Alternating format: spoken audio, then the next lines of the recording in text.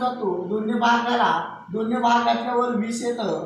परत 20ला सुद्धा दोन्ही भाग जातो, 20ला दोन्ही भाग घातल्यावर 10 येतात. परत 10ला दोन्ही भाग जातो आणि 5 येतात. पुढे 5ला 5ने भाग जातो, उत्तर येतं 1. म्हणजे तुम्हाला इथं मूळ अवयव कोणकोणते भेटले? 2, 2, 2, 5 हे मूळ अवयव भेटले. पुढं आडव्या मांडणीने सुद्धा 40चे मूळ अवयव बघू आपण. इथे 40 घ्या, 2 गुणवले 20 करा. पुढे 2 गुणवले 10 म्हणजे आपण 40चे अवयव काढले. 20 दोन्ही 40, 10 दोन्ही 20, 20 दोन्ही 40. पुढे 2 गुणवले आता 10चे अवयव काढून घ्या. 2 पंचे 10 बघा आले. इथे 2 3 वेळेस 5 एकदा आहे. इथे सुद्धा 2 किती वेळेस आलं? 3. आणि 5 किती वेळेस आलं? 1 वेळेस.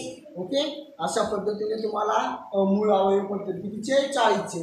आता पुढली संख्या